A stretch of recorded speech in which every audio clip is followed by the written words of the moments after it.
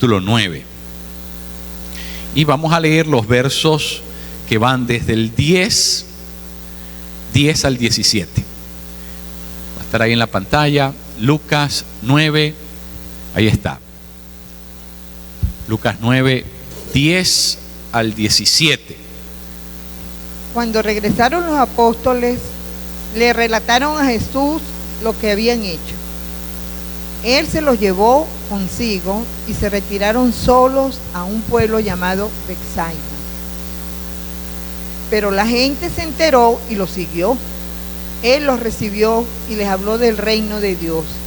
También sanó a los que lo necesitaban. Al atardecer se le acercaron los 12 y le dijeron: despide a la gente para que vaya a buscar alojamiento y comida en los campos y pueblos cercanos, pues donde estamos no hay nada. Denles ustedes mismos de comer, les dijo Jesús. No tenemos más que 5 panes y 2 pescados, a menos que vayamos a comprar comida para toda esta gente, objetaron ellos. Porque había allí unos 5,000 hombres. Pero Jesús dijo a sus discípulos: hagan que se sientan en grupos, como de 50 cada uno. Así lo hicieron los discípulos y se sentaron todos. Entonces Jesús tomó los 5 panes y los 2 pescados, y mirando al cielo los bendijo. Luego los partió y se los dio a los discípulos para que se los repartieran a la gente. Todos comieron hasta quedar satisfechos, y de los pedazos que sobraron se recogieron 12 canastas. Ahí está. Palabra de Dios. Amén, amén. Miren, este texto es muy interesante, lo conocemos bastante bien. Tiene que ver con la multiplicación de los peces, panes, ¿verdad? Es un milagro, uno de los milagros más representativos del ministerio público de nuestro Señor. Y lo conocemos bastante bien. Lo conocemos bastante bien. Pero hay algo que yo quiero de alguna manera precisar esta mañana y tiene que ver con lo que vimos la semana pasada. Porque entre el domingo pasado y este domingo, en medio de los 2 domingos, quedó el Día de Acción de Gracia. Todos el día jueves, ¿verdad?, en nuestros respectivos hogares, celebramos el Día de Acción de Gracias con la familia. Es una ocasión especial en la cual nosotros abrimos nuestro corazón y le expresamos a Dios, ¿verdad? Y lo hacemos colectivamente y creo que es un evento, una ocasión, una celebración importante que lo hagamos acá en los Estados Unidos. Así que es lindo y obviamente eso se remonta al tiempo en que los peregrinos que llegaron en el 1620 a las costas de Massachusetts, en el llamado Mayflower, ¿verdad? Ellos comenzaron con esa práctica de darle gracias a Dios por lo que les había permitido. Libertad religiosa en primer lugar y bueno, la posibilidad de tener una tierra para ellos, un lugar donde poder expresar, vivir su fe y poder mantener su familia, ¿no? Entonces abrieron su corazón en agradecimiento y se dice que compartieron los alimentos con los que estaban allí, que eran los nativos americanos, y de ahí para acá viene el día que se celebra como el Día de Acción de Gracias. Ahora, miren qué interesante lo que Jesús está haciendo. Este texto lo conocemos, sin embargo hay algo que necesitamos subrayar. Es que Jesús, de alguna manera, me parece que está tratando de ensanchar la fe de sus discípulos, porque les está pidiendo hacer algo que dentro del mundo de lo natural, dentro del mundo de lo tangible, de lo inmanente, el mundo de la materia en el que nosotros vivimos, el mundo físico, tratar de darle comida a 5,000 hombres. Aquí no se estaban contando las mujeres ni los niños, así que nos imaginamos que era una una población muy abultada de, me imagino, unas 8,000 personas. Ahora, imagínense, sin hacer ningún tipo de preparativo, darle de comer a 8,000 personas, eso estaba cuesta arriba, ¿no? Eso era una tarea titánica. Es decir, en medio de la nada, del paraje en el que ellos se encontraban, tirados en medio de la nada, ¿verdad? Pretender que va a llegar comida para 8,000 personas. No, ni siquiera en un restaurante de comida rápida. Eso es poco menos que imposible, es poco probable. Es decir, dentro de lo humano habría que hacer muchos preparativos para poder darle de comer a 8,000 personas. Ahora, sin embargo, ¿por qué les dice a los discípulos, denle ustedes de comer? Pareciera que se tuviera dos posibilidades: se estaba burlando,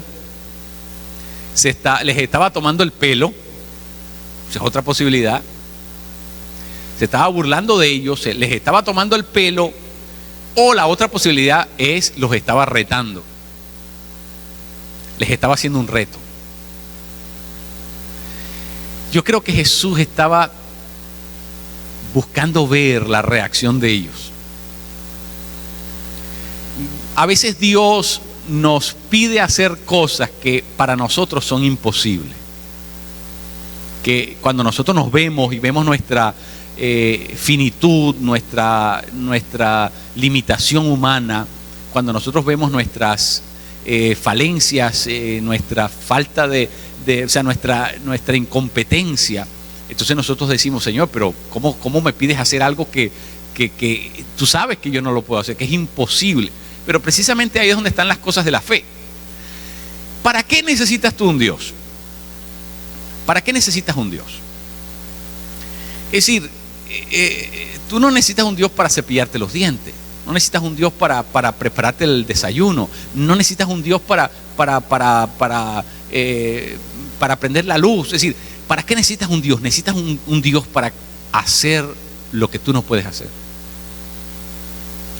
Lo que nosotros podemos hacer, nosotros estamos capacitados por Dios para hacer un montón de cosas.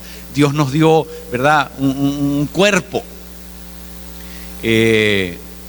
Dice Yuri que nada más en la cabeza hay 300 músculos. 300 músculos, nada más aquí en la cabeza.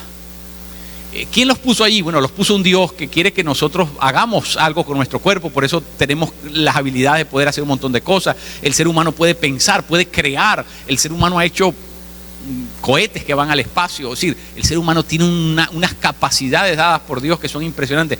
No necesitamos a Dios para muchas cosas, pero hay momentos en la vida donde vas a necesitar a Dios, porque tú no vas a poder resolver ese problema por tu propia cuenta.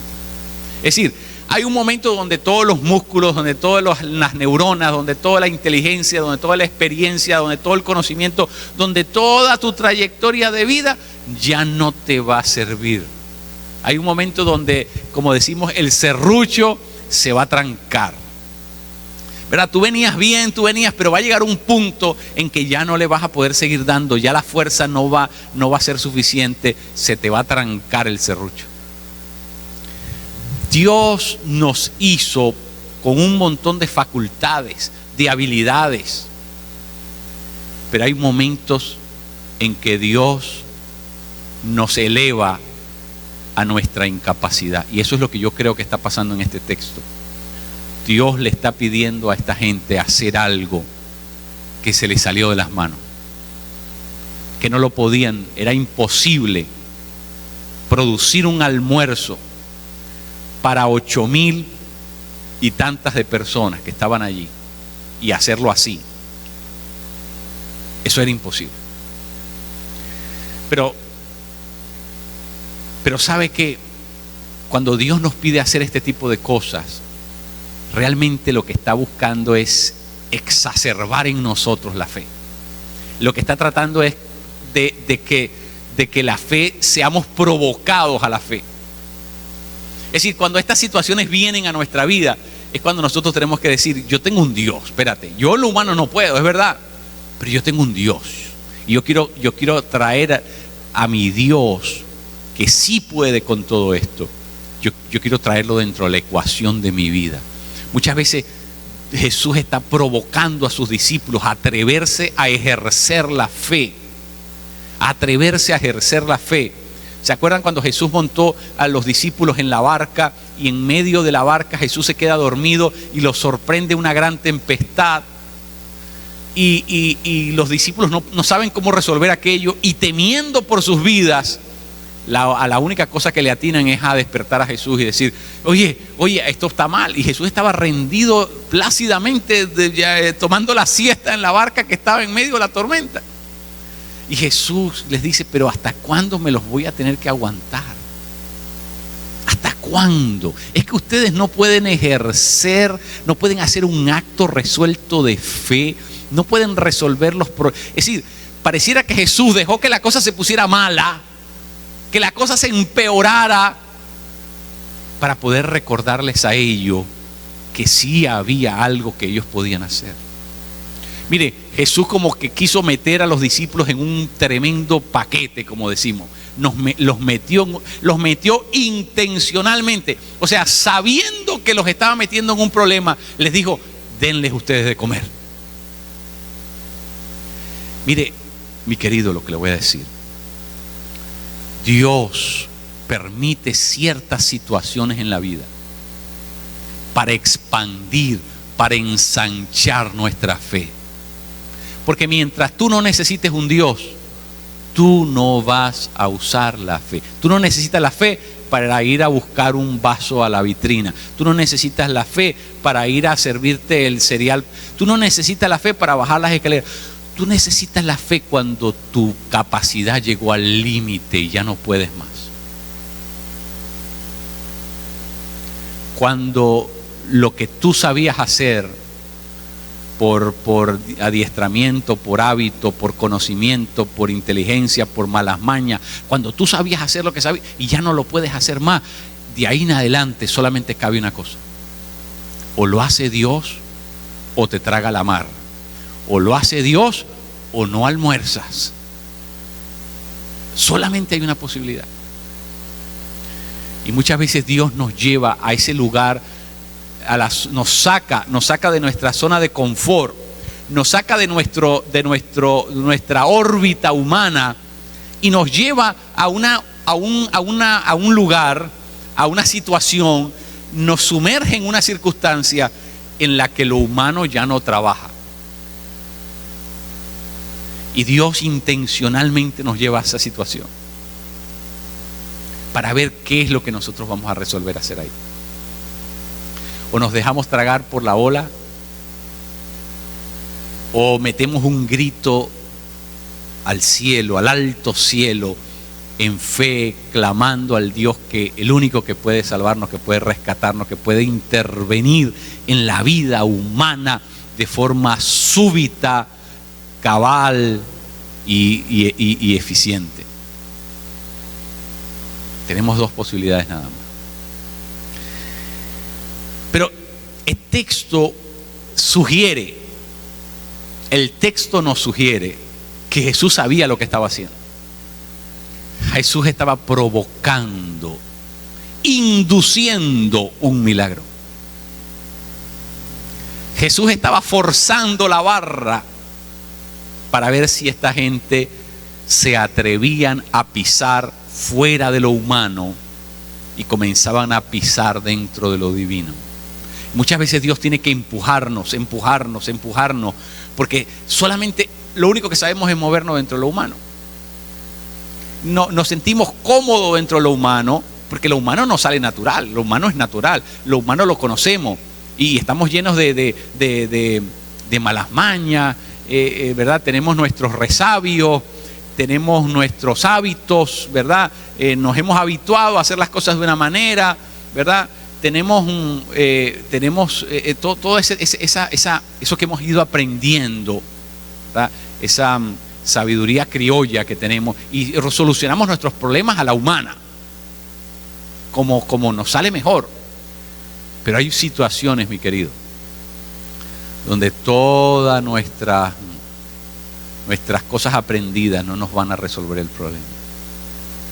donde lo humano se va a quedar trabado, donde la solución no está en lo humano. Y Dios nos lleva a ese punto para que nosotros aprendamos una cosa. Aprendamos a contar con las cosas de Dios, no con las cosas nuestras. Si tú solamente cuentas con lo tuyo, estás perdido. Si tú solamente cuentas con lo tuyo, con lo que tienes en el banco, con tus habilidades, con tu fuerza, con tu inteligencia, con tu trabajo, con tu reputación, si solamente cuentas con lo humano, estás perdido. Porque lo humano se hace sal y agua en segundos. Lo humano se hace sal y agua en un momentico, en un santiamén, como dicen. Usted de tenerlo todo puede pasar a no tener nada. Usted de tener salud, mañana le pueden declarar que está en estado 3 de cáncer y que le quedan unos pocos días. Usted no tiene nada de dónde agarrarse. En lo humano, tú no tienes nada de dónde asegurar nada. Como dicen, nadie la tiene comprada. Lo humano es sal y agua. Si tú no cuentas con lo divino, te veo muy mal. Si tú no cuentas con lo divino, te veo muy mal. Eso es lo que Jesús está haciendo. Sacar a los discípulos de lo humano y que comiencen a pensar en lo divino, comiencen a pensar en los recursos de Dios, comiencen a pensar en lo que Dios puede hacer, comiencen a pensar más allá de lo que la vista da, ¿verdad? Porque la Escritura dice que no es por vista. Si los discípulos comenzaban a ver y comenzaban a contar todas las personas que estaban ahí, dice que contaron 5,000 hombres. Y de entre esos hombres me imagino que venían unos gorditos que comían doble y entonces había que exponencialmente multiplicar eso por, ¿verdad?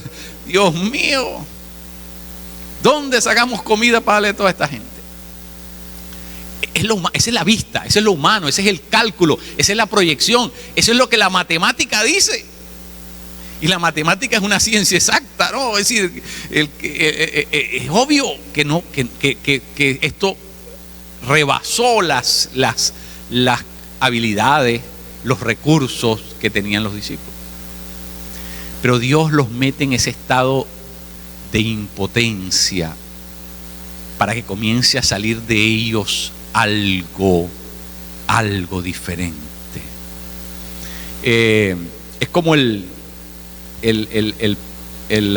tubo de pasta dental, ¿verdad? Cuando el tubo de pasta dental ya le queda poco, usted lo exprime hasta que por lo menos le dé para esa última cepillada de dientes, ¿no? Usted lo exprime el tubo de pasta dental. Bueno, eso es lo que Jesús está haciendo con los discípulos aquí. Los está exprimiendo, les está sacando un milagro. Los está llevando al borde, ¿verdad? Para que ellos se den cuenta que tienen que echar mano de algo superior a ellos mismos. Y Jesús muchas veces tiene que hacer eso, tiene que exprimir de nosotros. Qué tremendo. Miren, a Jesús le traen unos pocos pececitos, unos panes, pocos. En otras palabras, de nuevo, ¿cuál de los discípulos hubiese, un discípulo que iba a hacer con 5 y 5, digamos, es decir, panecito y pececito? Es decir, ¿qué iba a hacer un discípulo con eso? Lo único que podía haber hecho es rifarlo, para que el que le saliera, que se lo comiera. Porque ¿qué iba a hacer con eso?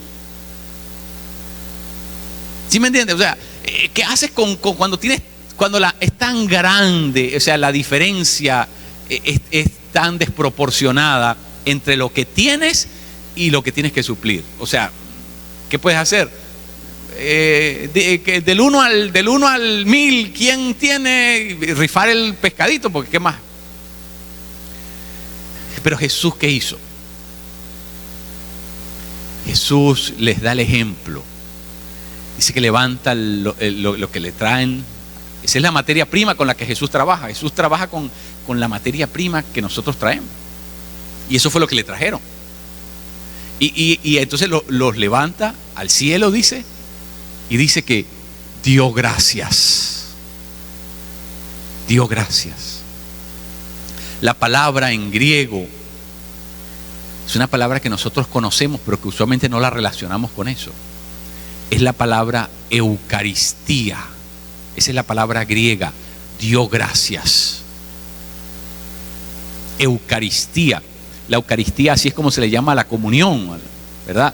Esa es otra palabra que se puede usar para referirse a la comunión. Y es una palabra bíblica. Eucaristía. Pero Eucaristía significa dar gracias.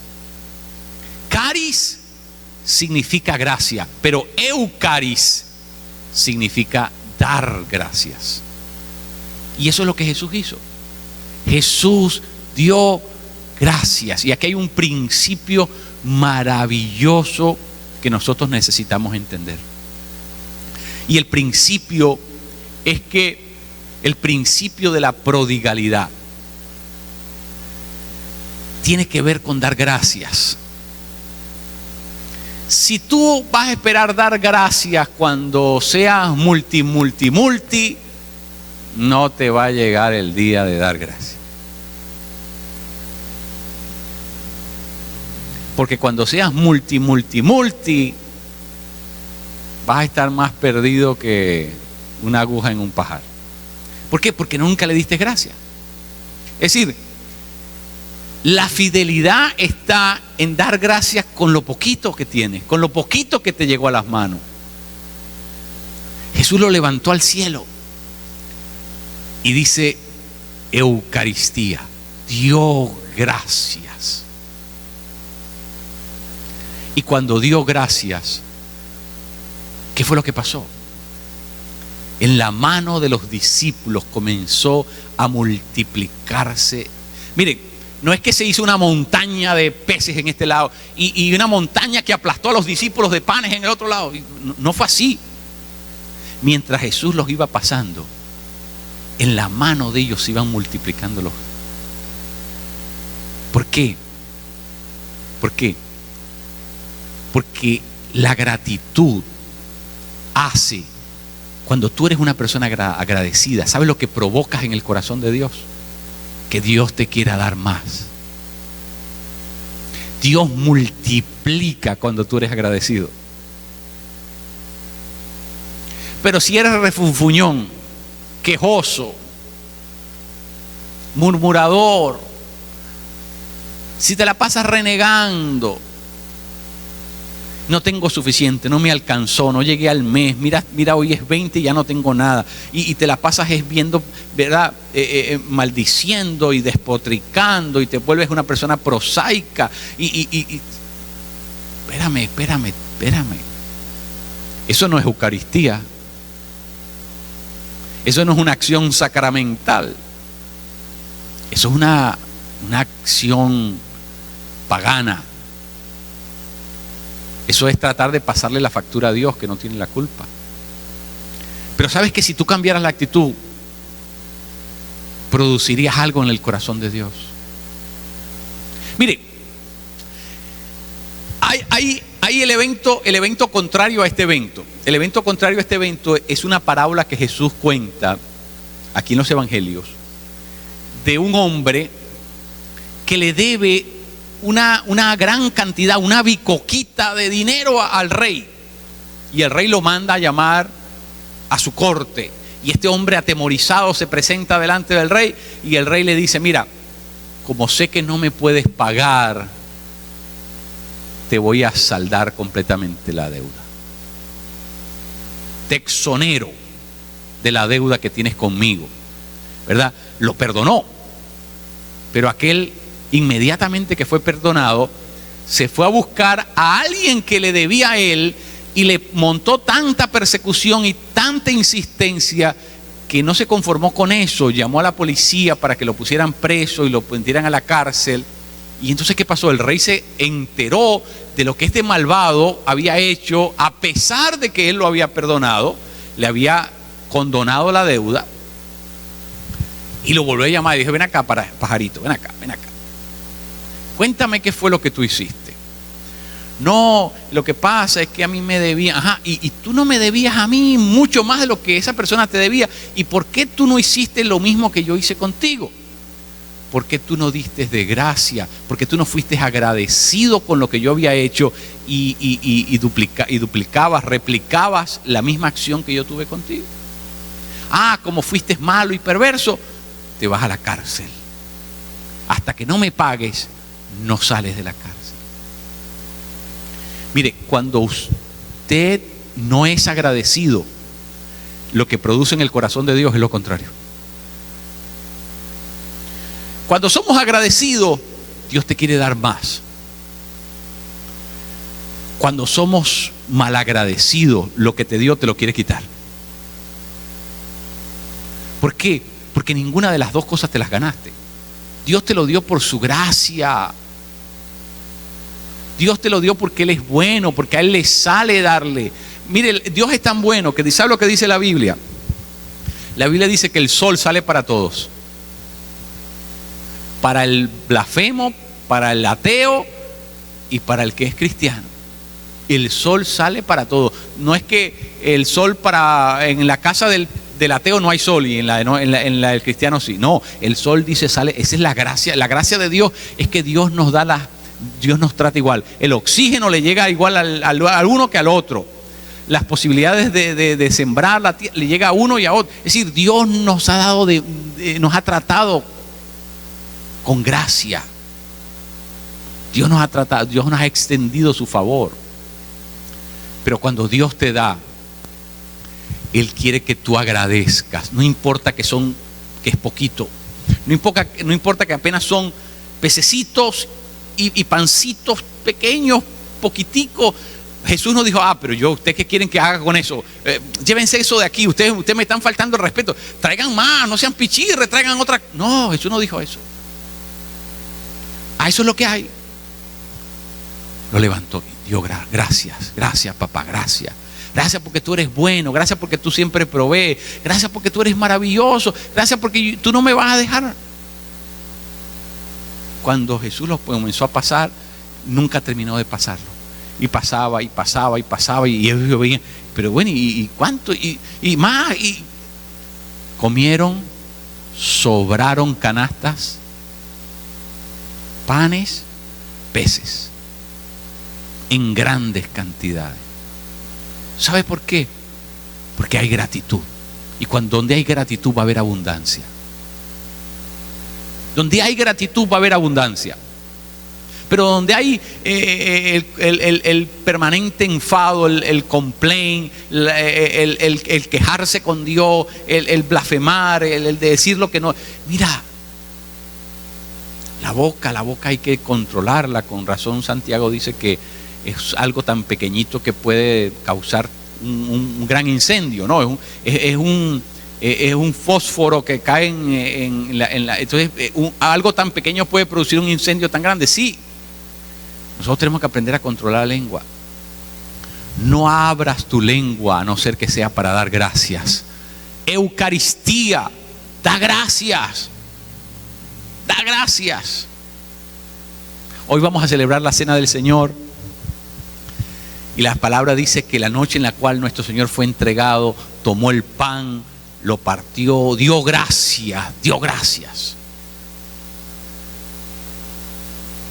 Nunca el Señor comía sin dar gracias. ¿Por qué?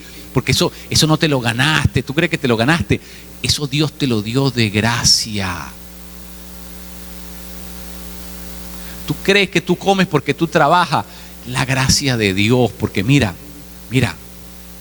hay tantas razones para estar muertos que estar vivos es un milagro divino.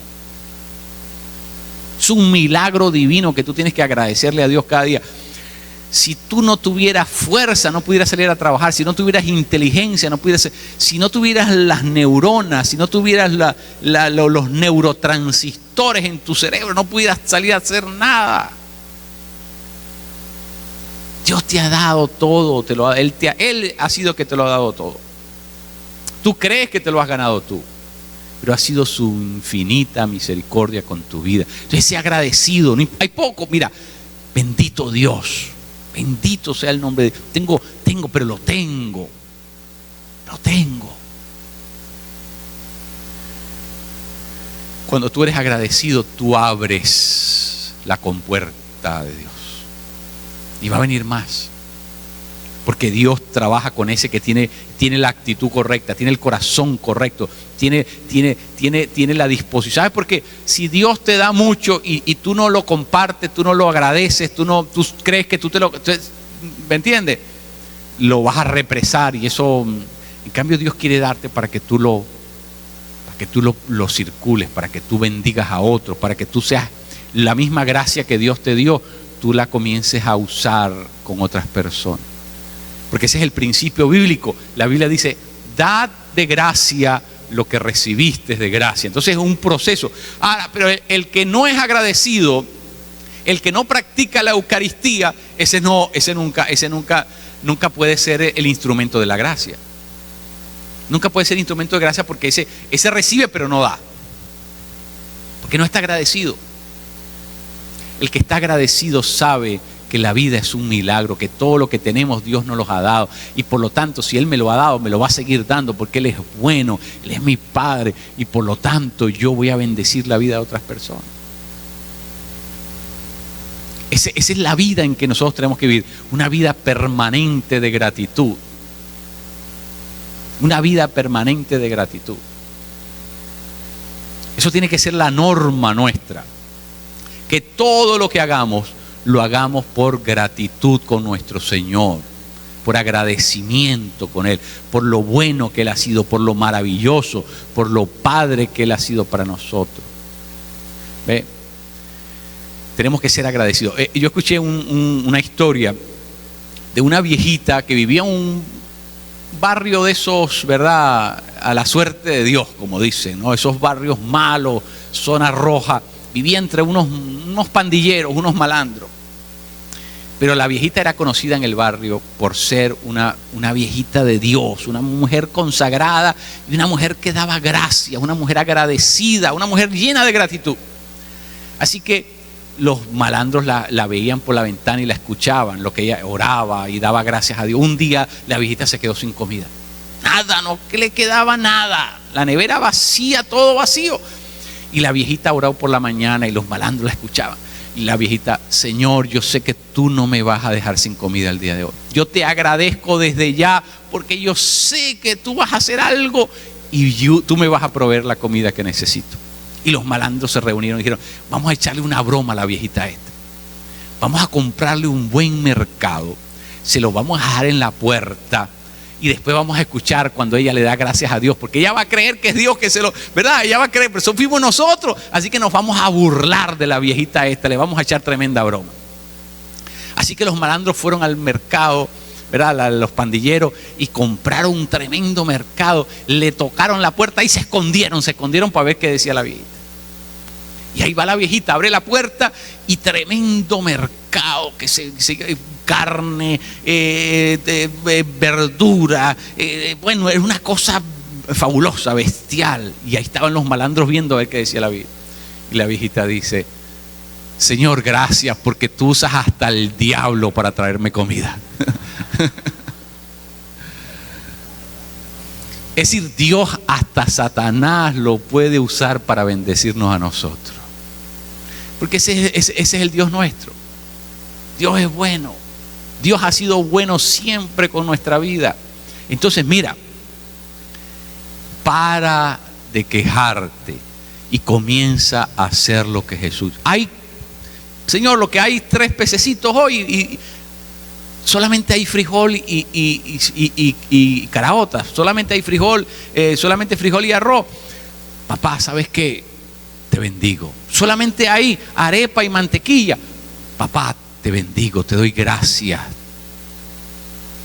No dejes que nada cambie tu actitud para con Dios. Que nada te amargue, que nada te agrie, que nada te haga un refunfuñón, que nada te haga un murmurador. Muérdete la lengua cuando de tu boca salga algún tipo de queja con Dios. Porque tu boca se tiene que abrir solamente para darle gracias a Él, que ha sido bueno con nosotros hasta el día de hoy. Dios es nuestro proveedor. Jehová Jireh, dice la Escritura. Jehová es el que nos provee con todo. Él es quien nos ha cuidado. Él es quien nos ha bendecido. Dale gracias a Dios. Nunca más le permitas que tu boca suelte alguna cosa que no sea acción de gracia. Eucaristía, acción de gracia permanente en la presencia de Dios. Nos ponemos en pie. Ponemos en pie. Dale un abrazo a tu hermano y dile: yo estoy agradecido con mi Señor.